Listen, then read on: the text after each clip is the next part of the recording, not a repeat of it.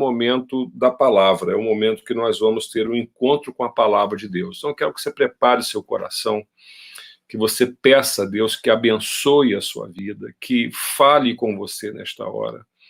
Porque como é que Deus nos fala? Nos fala por meio da sua palavra, mas com intermediação poderosa do Espírito Santo no nosso coração.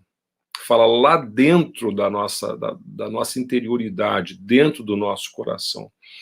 E esse é o momento em que nós teremos esse encontro com a palavra. Então, fala assim: Senhor, fala comigo, Senhor. Revela a mim, Senhor, coisas que eu preciso compreender nesta manhã, que precisam chegar ao meu coração, que tragam a tua paz, que tragam elementos da tua vontade, que tragam para mim, Senhor, o conforto e o encorajamento que eu tanto preciso. Então, pede a Deus agora que abençoe muito esse encontro que todos nós teremos com a palavra. Eu quero, para este momento, ler o texto do Evangelho de Marcos, capítulo 4, dos versos 35 até o verso 41. Nós vamos ler o Evangelho de Marcos, capítulo 4, dos versos 35 ao verso 41, que diz assim: Aquele dia, ao anoitecer, disse ele aos seus discípulos: Vamos atravessar para o outro lado. Deixando a multidão, eles o levaram no barco, assim como estava. Outros barcos também o acompanhavam. Levantou-se um forte vendaval, e as ondas se lançavam sobre o barco, de forma que este foi se enchendo de água. Jesus estava na popa, dormindo com a cabeça sobre um travesseiro. Os discípulos o acordaram e clamaram: Mestre, não te importa que morramos? Ele se levantou, repreendeu o vento e disse ao mar: Aquiete-se, acalme-se. O vento se aquietou e fez-se completa bonança. Então perguntou aos seus discípulos: Por que vocês estão com tanto medo? Ainda não têm fé? Eles estavam apavorados e perguntavam uns aos outros: Quem é este que até o vento e o mar lhe obedecem? Vamos orar? Senhor, fala conosco por intermédio da tua palavra, Senhor. Nós precisamos disso, nós contamos com isso. E nós oramos assim, Senhor, em nome de Jesus. Amém, Senhor. Amém. Tá chegando mais gente? A gente está com uma galera boa aqui agora participando desse culto, dessa celebração. Eu me lembro uma vez que eu não sou um pescador, assim, aliás, eu desisti de ser um pescador. Eu gostava de pescar e de vez em quando eu era convidado por alguns amigos, mas eu abandonei a minha carreira de pescador, e uma das razões que me fez fazer isso foi que um amigo que tinha um barco pequeno, um barco de alumínio, um barco tinha um motorzinho, mas ele era pequeno. Então, nós estávamos ali 3 ou 4 naquele barco, e nós fomos pescar um dia, né, na Baía de Guanabara. E nós fomos lá para aquele vão central da ponte e ficamos pescando ali. E aquele barco vai e sobe e desce, sobe e desce. E você fica ali, o sol e aquele negócio todo. Vida de pescador não é mole, não é fácil, né? A não ser que você tenha condições muito privilegiadas. Não era o nosso caso. E estávamos pescando um peixe perigosíssimo, que tem aqui, tem certas épocas que ele está aqui na Baía de Guanabara, chamado peixe-espada. Ele tem um dente forte, ele pode morder a mão do pescador, enfim, é um negócio complicado. E aí nós estávamos lá pescando ali, e de repente o dono do barco, que tinha uma certa vivência do mar, falou: gente, precisamos sair daqui agora, porque está entrando um vento, eu não sei se era vento sudoeste, o que era, está entrando um vento e nós precisamos sair daqui o mais rápido possível, senão a gente não vai conseguir chegar até a praia. E foi o que aconteceu. Não é? Nós recolhemos as linhas todas, todo o nosso material, botamos o motorzinho para nos conduzir até a praia, e fomos, e quase que nós não chegamos lá no lugar onde era o barco ficava abrigado. Nós tivemos que parar várias vezes, porque o vento era muito forte, as ondas começaram a se encrespar, e olha que nós estamos falando da Baía de Guanabara, né? Que é um lugar razoavelmente protegido, né? De ventos e ondas muito grandes. E foi um sufoco, e ali eu praticamente sepultei a minha carreira de pescador, não quis mais ser pescador. Mas isso nos lembra que os vendavais não acontecem só no mar. As tempestades, elas acontecem na vida da gente, né? Por tantas razões, de muitas maneiras, essa crise que se abateu sobre o mundo, ela chega até a mim, chega até a você, ela chega trazendo as inquietações, chega trazendo medo. As ondas são muito maiores do que a nossa capacidade de surfá-las, de lidar com elas, e tudo isso está, nesse exato momento, acontecendo na nossa história, na nossa vida. Desde que o vírus Covid-19 ele migrou de um animal para um ser humano, ali daquele mercado de Wuhan, na China, e a partir desse ser humano, esse vírus se espalhou para todo o planeta, para toda a humanidade, nós fomos tomados por uma grande tempestade. As ondas se levantaram, as condições ficaram muito difíceis para todos nós, há muita gente temendo pela sua vida, muita gente enfrentando perigos dos mais diversos, e esses barcos que estão no mar agitado somos nós, né? Nós, nossa família, nós e as pessoas que amamos, nós somos jogados de um lado para o outro, né? E essa tempestade está aumentando. Ela não está ainda diminuindo, ela está ainda crescendo, as ondas vão crescer ainda mais. E nós precisamos preparar o nosso coração. Sobretudo nós como igreja, porque Deus vai nos chamar para consolar o nosso povo. E essa palavra está ecoando no meu coração desde o início disso tudo. Console o meu povo, console o meu povo. Ajude o meu povo. E então nós estamos vendo o que está acontecendo, né? Nenhum de nós pode fingir que a tempestade não existe, não é? Fazer de conta que não está acontecendo nada, vamos pensar em coisas mais amenas, vamos tentar nos divertir. Isso tudo pode ser muito bom para a saúde mental, mas o fato é que a crise está aí. E tem muita gente que tem a sua vida sacudida de um lado para o outro, de muitas maneiras, de muitas formas, né? Então a tempestade veio para todos nós. E a minha pergunta para você nessa manhã é a seguinte: a tempestade chegou na sua vida, chegou para a sua família, chegou para ameaçando a sua saúde, ameaçando a sua vida, ameaçando a sua estabilidade. E a pergunta que eu faço para você é: você está sozinho nesse barco? Ou Jesus está com você? É importante que você responda essa pergunta, porque a resposta que você fornecer nesse momento, ela vai ajudar você a se posicionar diante da crise, né? Você está sozinho, enfrentando todas as ondas e esses obstáculos todos, né? Todas essas ameaças que estão cercando a sua vida, sozinho, você está sozinho. Ou você tem a presença de Jesus na sua vida? E se você está sozinho, então é tudo por sua conta e risco. Mas se você tem Jesus no seu barco, se você tem Jesus na sua vida, então o que você pode esperar que Jesus faça? Esse texto nos ensina algumas lições que eu quero tentar extrair agora para a nossa edificação nesta manhã.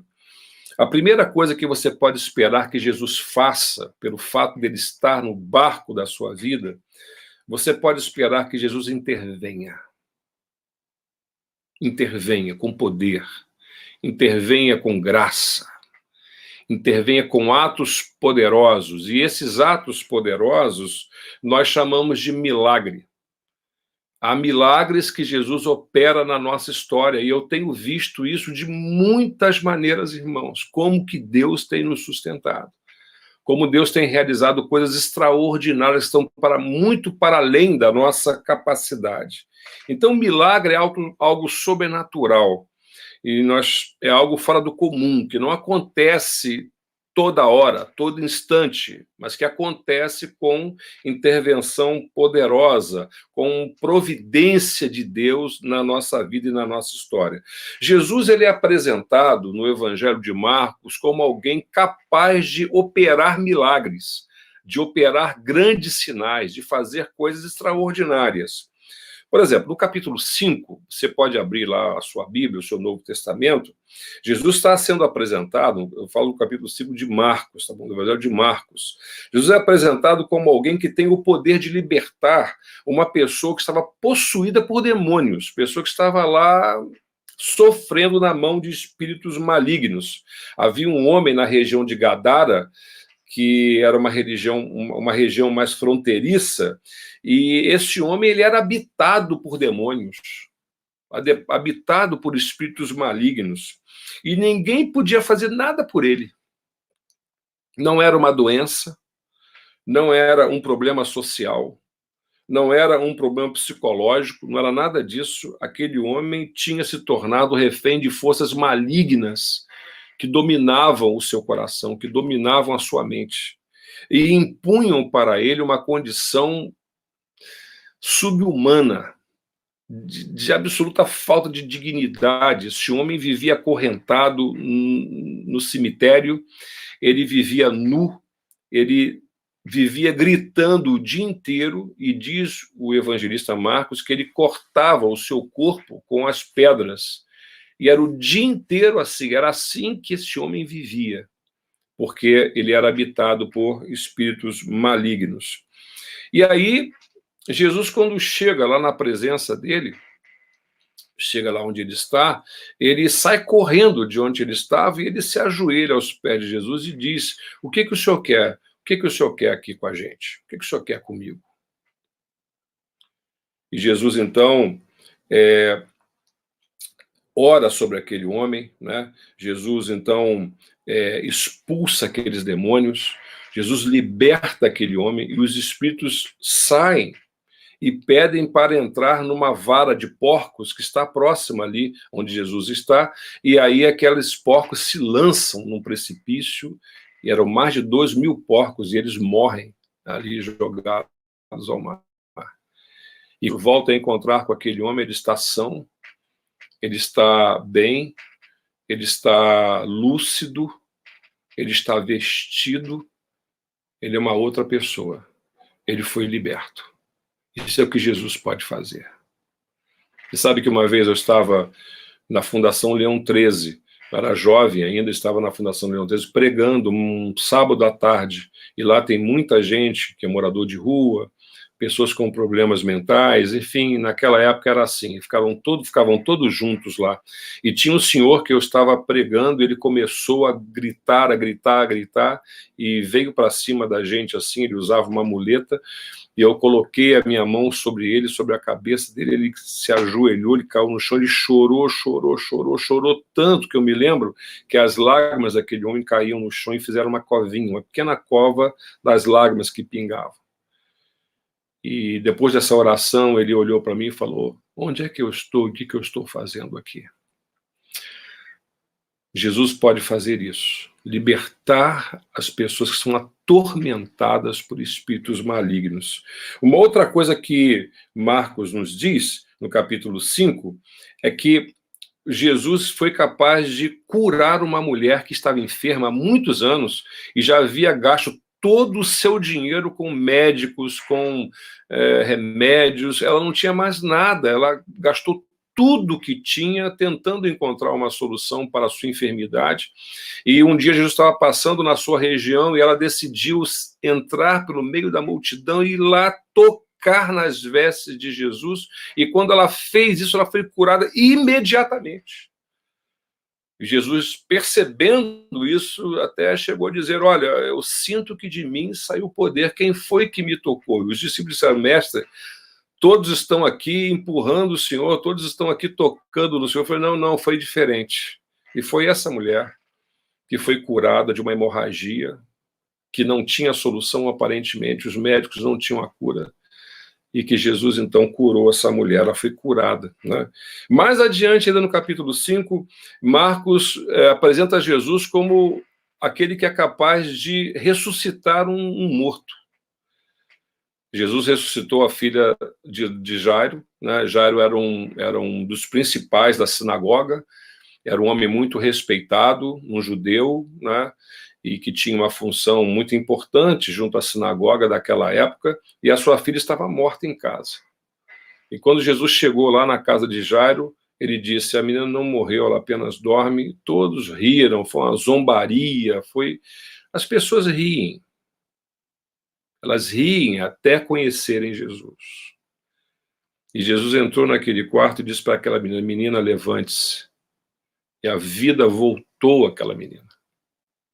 A sua circulação passou a acontecer de novo. A sua face estava pálida,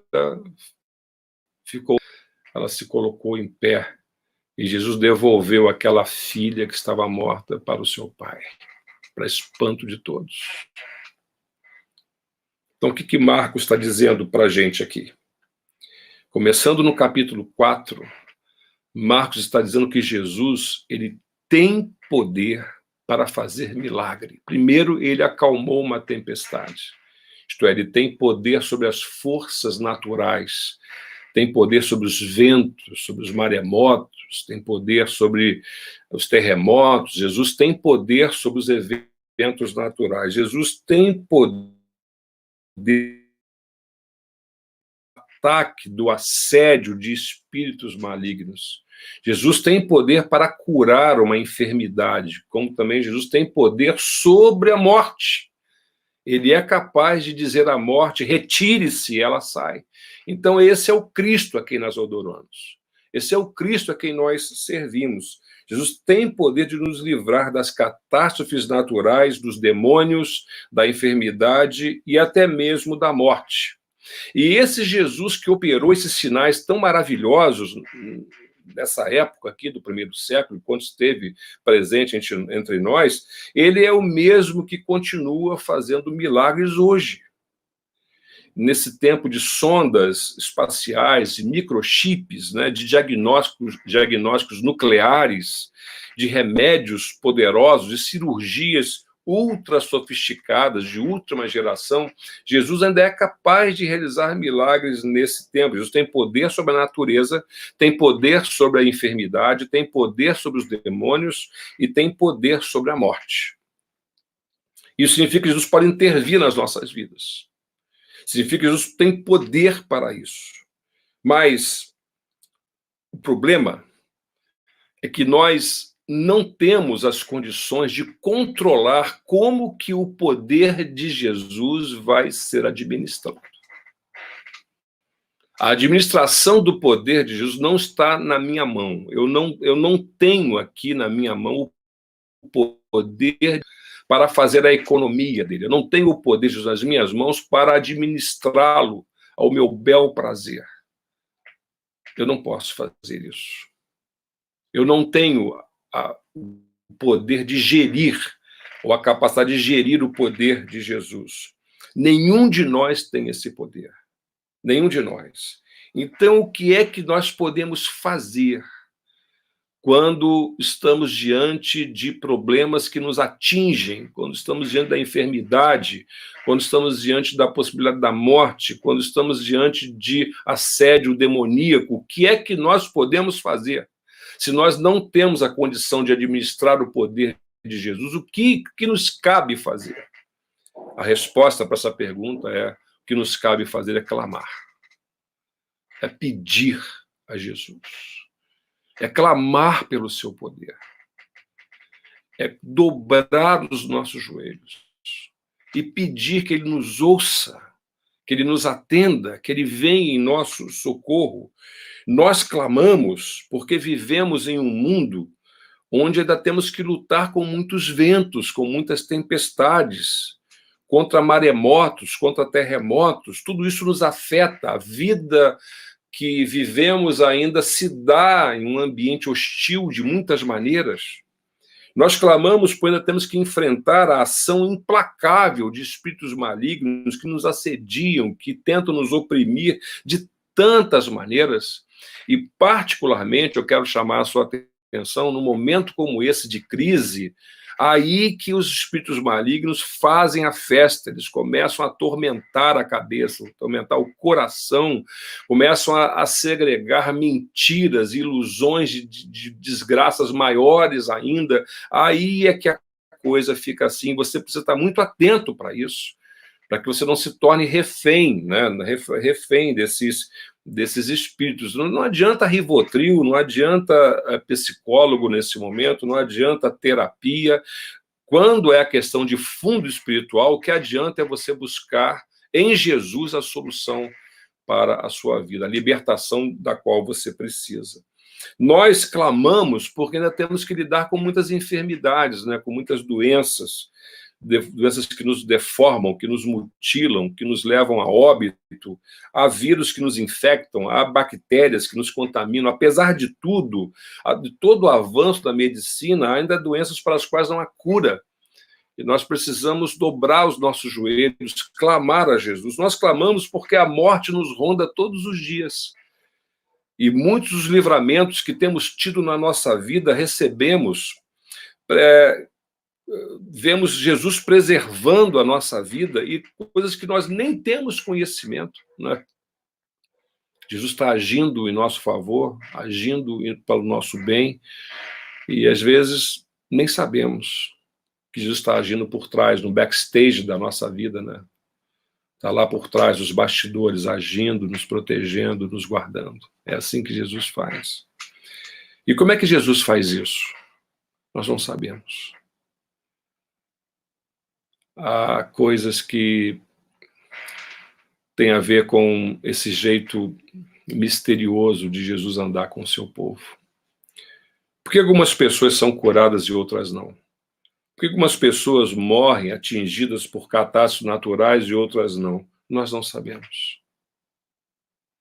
Não nos compete saber, nós não temos como saber isso. São os desígnios de Deus, dizemos. Como não sabemos, como nós não controlamos, o que é que nós podemos fazer, então? Nós podemos dobrar os nossos joelhos e nós podemos clamar. Nós somos aqueles que clamamos. Nós somos aqueles que vivemos de joelhos. Nós somos aqueles que sabemos que vivemos de favor.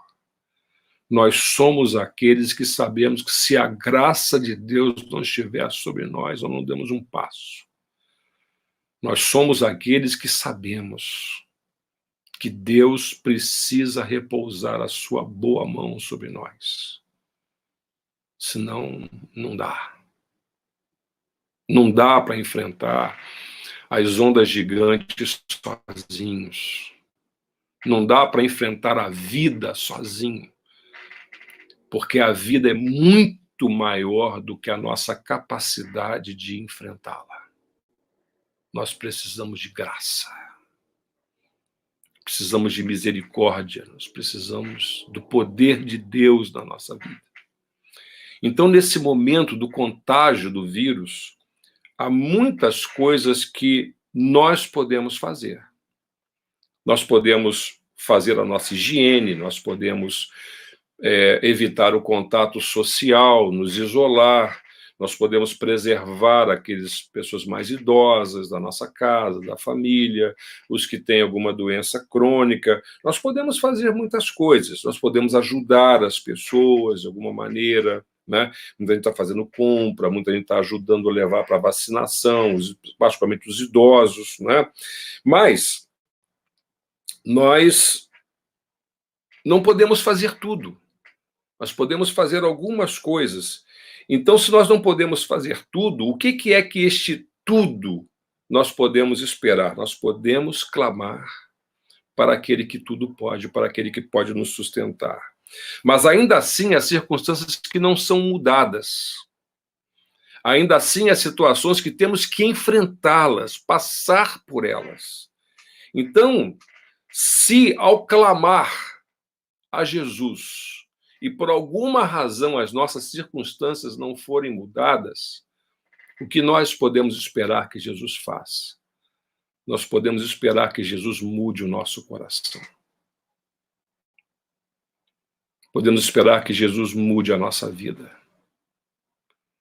Podemos esperar que Jesus mude a nossa maneira de enxergar a vida, de reagir à vida, de nos relacionar com a vida. Então é isso que podemos esperar, que Jesus mude o nosso coração. Pense aqui comigo, só por um instante. Apesar de todos esses milagres terem sido relatados no Evangelho, e particularmente aqui no Evangelho de Marcos, o vento e o mar se aquietaram, que coisa extraordinária, né? A libertação de um homem possesso, a cura de uma mulher hemorrágica, a ressurreição da filha de Lázaro. Há um milagre aqui que ele não é tão evidente, mas ele está implícito, ele está nas entrelinhas. Ele não está tão claro quanto esses que eu mencionei, que Marcos menciona. Ele está escondido entre as narrativas dos milagres realizados por Jesus aqui em Marcos. Esse milagre não está evidente, mas ele está aqui presente. Eu quero chamar a sua atenção para Marcos capítulo 4, verso 38, que diz assim: e Jesus estava na popa, dormindo com a cabeça sobre um travesseiro. Que milagre é esse? Preste bem atenção agora. Esse é o milagre de ser capaz, ou de sermos capazes, de esperar em Deus contra todas as nossas impossibilidades. Você está entendendo? Não está na minha mão. Não está no nosso controle. Há coisas que eu posso fazer, mas há coisas que eu não posso fazer. Mas diante dessas coisas que eu não posso fazer, o que me cabe? Me cabe esperar em Deus. Esperar em Deus. Esse, na verdade, é um tremendo milagre. Um tremendo milagre. O milagre de ser capaz de dormir à noite, uma boa noite de sono, mesmo que as situações adversas rondem a minha vida, rondem o meu futuro. O milagre de ser capaz de não perder a alegria, não perder a leveza, não perder a confiança em Deus, mesmo que os perigos rondem a minha vida, rondem o meu futuro. O milagre de ser capaz de servir a Deus e compartilhar, mesmo num tempo onde eu não tenho todas as garantias nas mãos. Mas eu coloco o meu coração em Deus, eu coloco a minha confiança em Deus, eu coloco toda a minha esperança em Deus e digo: Senhor, usa a minha vida, mesmo que eu não tenha tudo, eu não tenha todas as garantias, eu não tenho todos os recursos, mas eu me coloco aqui nas tuas mãos para que o Senhor me use. Então, o milagre de ver as ondas gigantescas se levantarem, né, sobre mim, e ainda assim eu não me entregar a pensamentos ruins, eu não me entregar ao desespero, eu não me lançar no mundo do calabouço das drogas, não recorrer ao álcool para tentar esquecer a realidade, não me lançar nos barbitúricos, nos calmantes que não são recomendados, que não são aqueles que eu preciso para manter a minha saúde, apenas para fugir da realidade. Eu coloco a minha vida em Deus. Então, esse me parece ser um grande milagre, de não ceder à ansiedade do nosso coração, de não deixar que a ansiedade domine a minha vida. Preste bem atenção, a promessa de Jesus, que está lá no Evangelho, não é assim: vinde a mim todos vocês que estão sem emprego, desempregados, porque eu vou arrumar emprego para todo mundo. Essa não é a promessa. A promessa de Jesus não é: vinde a mim todos vocês que estão doentes, que eu vou curar todo mundo. Se chegar aqui na minha frente, vai ser curado. Essa não é a promessa de Jesus. Isso não tem na Bíblia. O que foi que Jesus prometeu? Preste bem atenção. Jesus prometeu dizendo o seguinte: vinde a mim, todos vocês que estão cansados, sobrecarregados, que estão ansiosos, porque vocês encontrarão descanso em mim. Esse é o maior milagre. O maior milagre. Isso tem na Bíblia. Você pode buscar isso em Deus, pode buscar isso em Jesus. E se você busca isso em Jesus, você recebe uma paz que excede todo o entendimento. Uma paz que as suas circunstâncias não são capazes de fornecer a você. Isso tem na Bíblia. Então, o que a Bíblia promete? Não é que Deus vai nos impedir de passar pelos vendavais, não vai nos impedir de passar pelos vales da sombra e da morte, e sim que Deus vai atravessar esses vales conosco. Deus está com o seu povo. Deus está no meio do seu povo. Deus está agora aqui comigo, agora e com você. Deus está presente conosco, entre nós. É muito importante que seu coração se acalme, porque você sabe que Deus está presente, Deus está conosco. O Deus que promete as suas promessas a nós não é aquele que diz que vai tirar a sombra que se estende sobre nós, mas sim é aquele Deus que promete que vai tirar o medo do nosso coração. Isso tem na Bíblia. Isso é promessa maravilhosa de Deus. Então, o segredo não é olhar para a sombra, o segredo não é olhar para o vale escuro, o segredo é olhar para Jesus, é olhar para Deus. Então, irmãs e irmãos, amigos estão presentes nessa live. Eu ainda continuo esperando que as coisas mudem, sabe? Eu continuo esperando mesmo que o Senhor cure muita gente. Eu tenho orado muito pedindo isso, clamando ao Senhor, que Deus nos cure. Que Deus, então, impeça essa atuação do vírus sobre nós. Estamos orando, clamando, que Deus nos cubra com o seu sangue. Eu continuo orando por milagres, pedindo a Deus que Ele sustente a nossa vida, não nos deixe cair num buraco sem fundo. Eu continuo orando a Deus pelas suas intervenções poderosas, pelas suas ações milagrosas, coisas mudarem, então toda a glória e toda a honra serão dadas a Deus. Mas se nada mudar na minha vida por alguma razão, então que mude eu. Que mudemos nós. Que o nosso coração não trema, nosso coração não tema. Que saibamos passar pelas experiências da vida sabendo que nós temos um Deus que está comigo, que está com você, que está com o seu povo. Sabe, se eu tivesse lá naquele barco, junto com Jesus, no meio daquela tempestade, provavelmente, depois de observar o que Jesus fez, eu também diria: mestre, me ensina a controlar aí os ventos e as tempestades, me ensina a aquietá-los, me ensina a dizer para as minhas circunstâncias: caiam por terra, me ensina a fazer isso. Mas depois de ter vivido meus 58 anos e ter enfrentado tantas coisas na vida e ter percebido que há circunstâncias que não mudam, há circunstâncias que elas permanecem para nós. Eu hoje talvez dissesse para Jesus: Senhor, eu não quero tanto aprender a controlar as circunstâncias, porque elas não estão nas minhas mãos, elas estão nas tuas. Mas me ensina a dormir esse sono que o Senhor dorme.